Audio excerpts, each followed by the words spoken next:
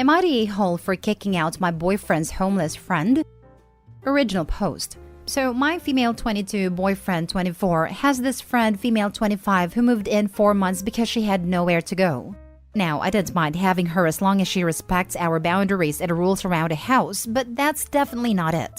She is very loud, comments on everything, and just does inappropriate stuff in general, and excuses it for being a Latina, and that's just how they are.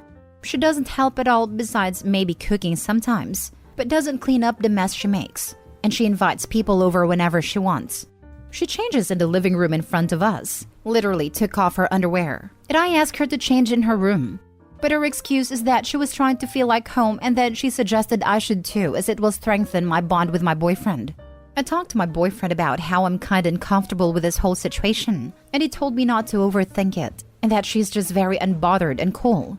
She always interrupted our time together too, and would sit between me and him during a movie, or take my space while I take a toilet break, and she cuddles him in the most unfriendly way. When I asked jokingly if she was trying to take my man, she would excuse it on her ethnicity, and that's just how they grew up. So I knew I had to ruin this Friday night they had for them.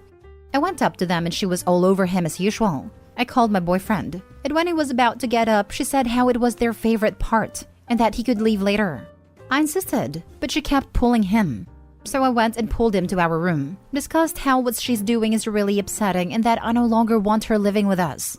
He agreed I had a right, but that she has nowhere to go, and that I'll have to wait until she finds a job, which she's not even trying to get. While we're talking, she came and tried to open the door, which was locked, so she started knocking. We just ignored her until it got louder and he asked her to leave, but she got even louder and then started saying how I ruined the only time she gets with him, which obviously is not a case.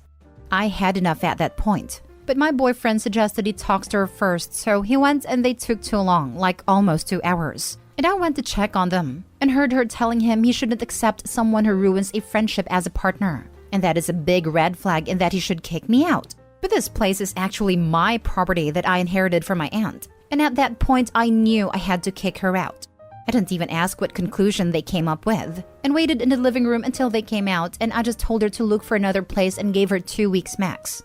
She's been crying since yesterday, refusing to eat and not coming out of the room, and my boyfriend is saying I went overboard and I just hit a sensitive spot of hers, basically telling her to leave when she has no family or anywhere to go.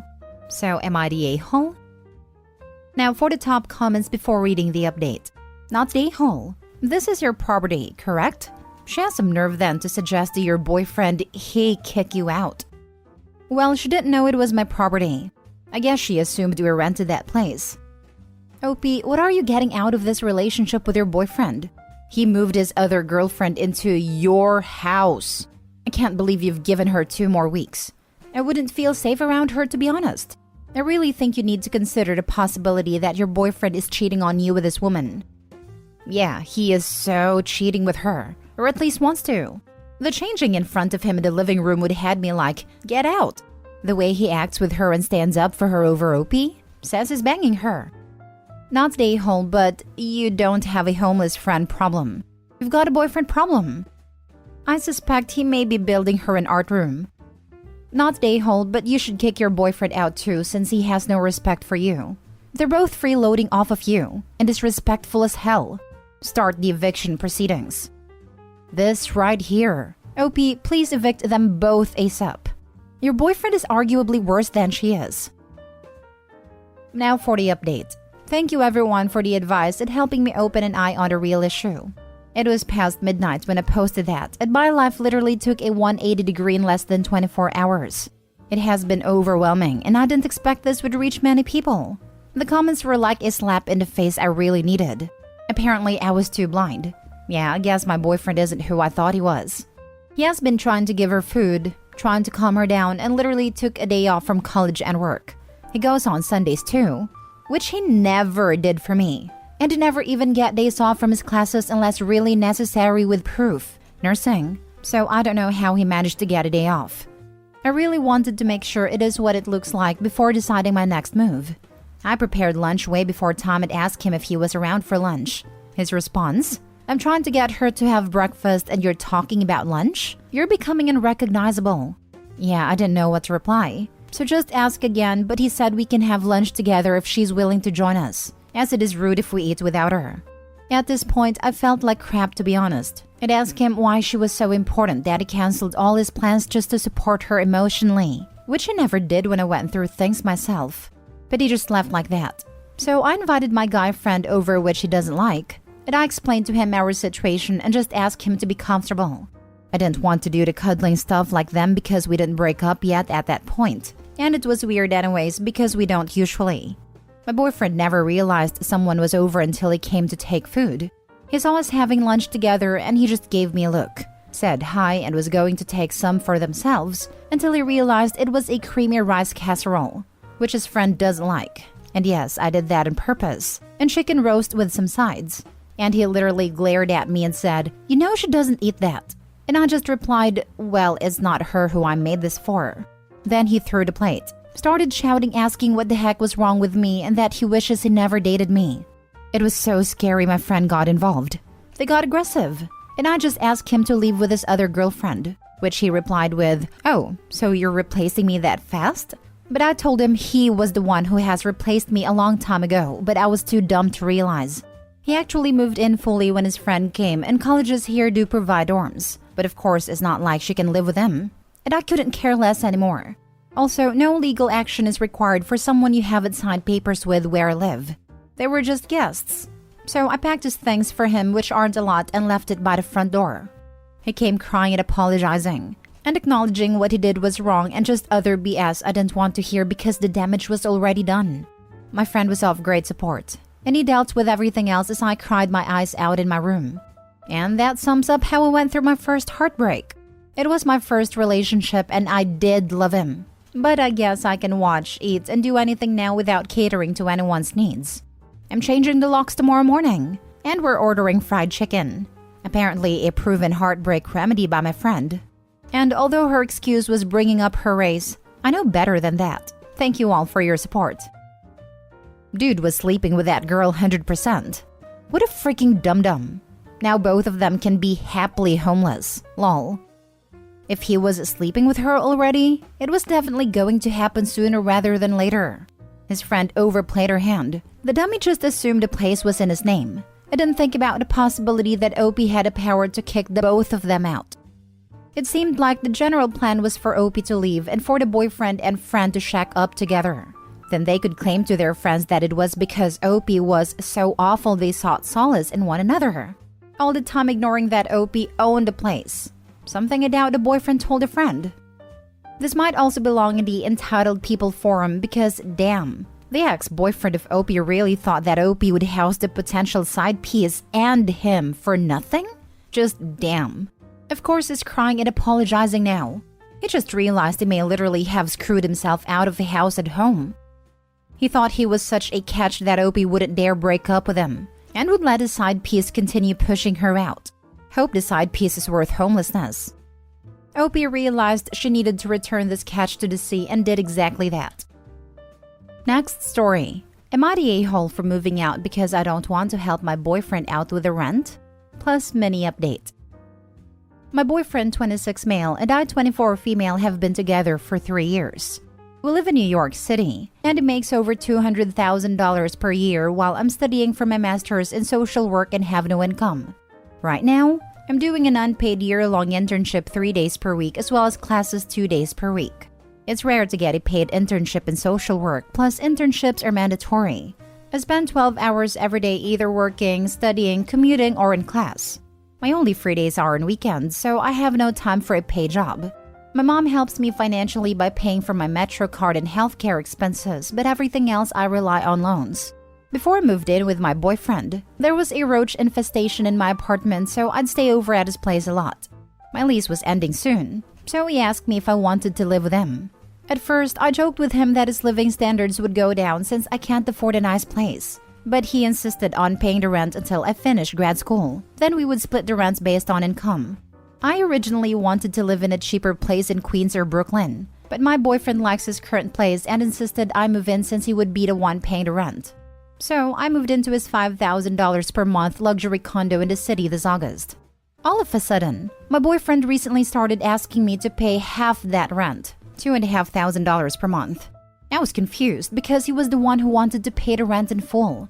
Apparently, he was talking to his friends and they all think it's weird that I don't pay rent and that I was a gold digger. I let my boyfriend know that I can't afford $2,500 per month, and he said I was leeching off of him. So I told him that he should find someone within his social class then so he doesn't have to worry about a gold digger like me leeching off of him. I stayed at my friend's place for a few days while figuring out what to do. I called my mom about my situation and she is willing to help me out, but the maximum she can afford for rent is $800. I found some places in Queens within the price range, less than 15 minutes away from the city and a bus ride away from my school, so I went to check them out a couple days ago. I've been texting the landlord and my new roommates and I already signed a lease. I told my boyfriend about my new place and he got upset and asked me to stay. He said that he was willing to accept $800 per month instead of $2,500 per month if that's all I can afford. But I told him I don't want him changing his mind again and demanding more money from me in the future. He lived in this condo alone for several years, so it's not like he can't afford to live there without my help.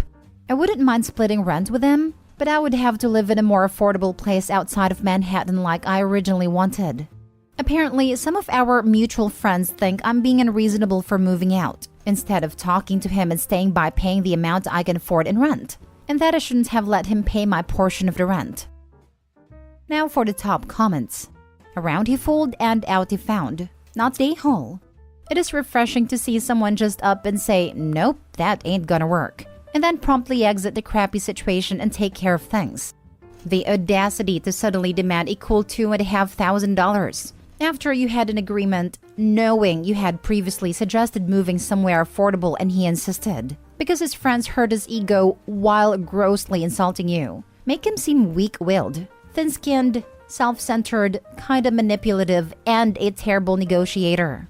Because now he's sat home alone with his sad face on that his girlfriend left. Plus, he's got no chance of getting a bit of rent for the place he probably can't afford, and no chance of lording it over you anymore, which it seems like he might have been inclined to do. Talk about a backfiring plan.